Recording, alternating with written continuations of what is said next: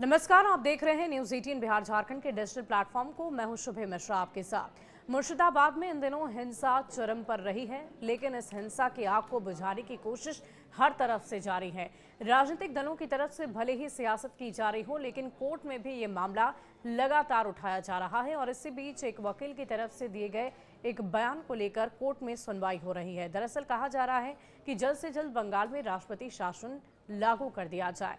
क्या है ये पूरा मामला, कोर्ट में क्या अर्जी दायर की गई है और इस मामले में कोर्ट की तरफ से क्या कुछ कहा जा रहा है, कैसे इस कार्यवाही को आगे बढ़ाया जा रहा है, इसकी पूरी जानकारी आपको विस्तार से देते हैं।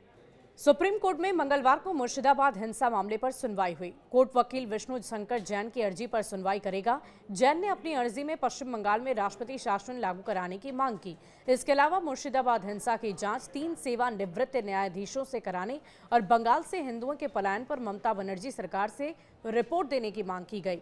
जैन का ये दावा है कि ममता सरकार में पश्चिम बंगाल में हिंदुओं को निशाना बनाकर उन पर लगातार हमले हो रहे हैं। दरअसल जैन ने सोमवार को न्यायमूर्ति BR गवई और ऑगस्टिन जॉर्ज मसीह की पीठ के समक्ष पेश होकर मुर्शिदाबाद हिंसा मामले का उल्लेख किया।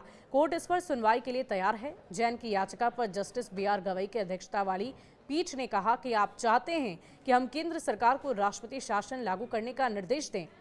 इस पर वकील जैन ने कहा कि पश्चिम बंगाल में जिस तरह से हिंदुओं को निशाना बनाया जा रहा है, उसे देखते हुए वहां पर अर्धसैनिक बलों को तैनात करने की जरूरत है। जैन ने कहा कि इस मामले पर पहले से बंगाल में चुनाव के बाद हिंसा पर उनकी याचिका लंबित है, जिस पर कोर्ट 2022 में नोटिस जारी कर चुका है।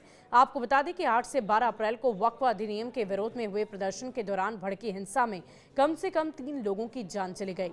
इसके बाद इस सिलसिले में अब तक सैकड़ों लोग गिरफ्तार हो गए। सबसे ज्यादा हिंसा धुलियान, सूती और जंगीपुर में हुई। वक्फ अधिनियम में संशोधन के खिलाफ 11 और 12 अप्रैल को प्रदर्शन के दौरान भीड़ के हमले के बाद लगभग 400 लोग, जिनमें ज्यादातर महिलाएं और बच्चे, धुलियान शमशेरगंज स्थित अपना घर बार छोड़कर मालदा रवाना हो गए। इस बीच पश्चिम बंगाल STF ने ओडिशा पुलिस की मदद से सोमवार को झारसुगुड़ा जिले के जियाउल शेख के 2 बेटों को गिरफ्तार किया।